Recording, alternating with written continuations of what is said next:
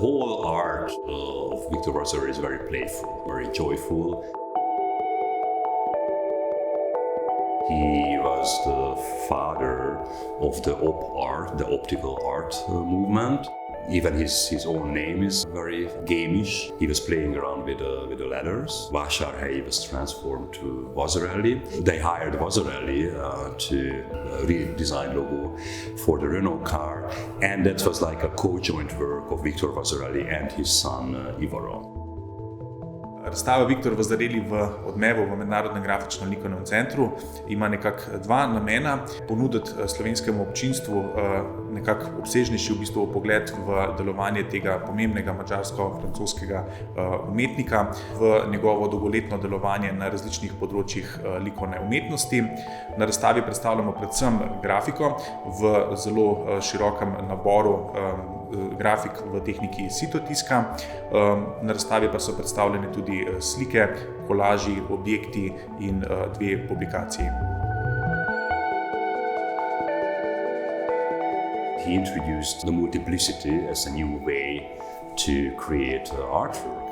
In fact, in 1955, this so-called Le Mouvement exhibition, he came up with a manifesto. That's the so-called Yellow Manifesto. He argued in there that the new artist should create works, to multiply them, to recreate them. So recreation, in fact, that was kind of a new idea that was already introduced.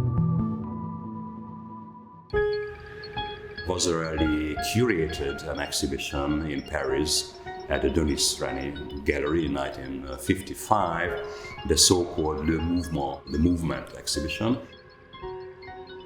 According to art historians, this exhibition was the start of the kinetic art, the international kinetic art movement. Vasarelyja pa openjamo v bistvu v naš prostor tudi na drug način. Vzpostavljamo nekako povezavo oziroma povezanost, po drugi strani pa mogoče celo vpliv Viktorja Vasarelyja na ustvarjanje zlasti slovenskih in hrvaških ustvarjalcev. Tako v bistvu na razstavi vzpostavljamo dela slovenskih umetnikov. Na začetku je to Drago Hrvatski, je eden od predstavnikov članov nekdanje skupine Neokonstruktivisti, sicer tudi kipar.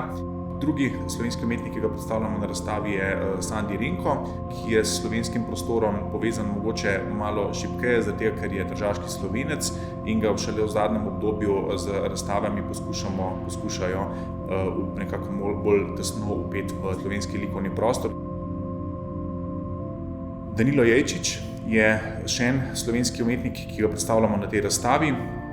On je po nekem preobratu, ki je nastopil v njegovem opusu v začetku 70-ih let, se začel ukvarjati z geometrično abstrakcijo in ustvaril do danes en izjemno velik in širok opus. Na razstavi predstavljamo tudi dela treh hrvaških umetnikov: Ivana Picla, Venčeslava Richterja in Miroslava Šuteja. Vsi trije so z bienalom v bistvu intenzivno povezani kot razstavljalci na grafičnem bienalu v različnih letih, dolgoletni sodelavci bienala v tem oziru. Zadnji samostojni umetnik, ki ga predstavljamo na tej razstavi, je Josip Gorinšek. Spet gre za enega ustvarjalca, ki je v bistvu celo življenje posvetil geometrični abstrakciji, racionalistični umetnosti, preiskovanju barve, oblike. Zdaj, en poseben oddelek, bi lahko rekli, na tej razstavi predstavljajo izdelki tako imenovane smeri B, področje, s katerim razstava posega v prostor onkraj grafike, kiparstva, slikarstva in podobno in sega na področje oblikovanja in arhitekture, kar je, kot vemo, bil tudi eden od načinov delovanja Viktorja Vasarelyja, tako da se nam zdi, da tudi na ta način v bistvu se nekako že vzpostavlja neka vez s tem umetnikom. For Vasarely, always the prototype was the most important. So his idea was that it doesn't really matter what a medium is, what a technique is, the composition, what is the most important thing in artwork. From one composition you can do like a painting, you can do a silkscreen print, you can do a textile like a rug, you can do an architecture integration, in a huge scale. His idea was that in the future, like in 50 years, 100 years, 1,000 years, based on this prototype, some nobody in the future would be able to recreate his artwork. And I think this is a really fascinating idea, because then he was able to kind of preserve his legacy in the posterity, in the future.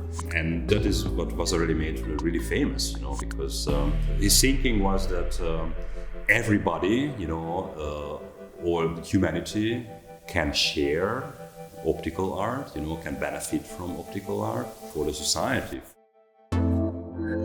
Viktor Vasarely, kot rečeno, je eden od prejemnikov velike nagrade na grafičnem bienalu in je seveda na ta način z Ljubljano zelo intenzivno povezan. V letošnjem letu, ko praznujemo 70. obletnico grafičnega bienala, je ta razstava tudi nekakšen uvod v bistvu to obeleževanje te pomembne obletnice.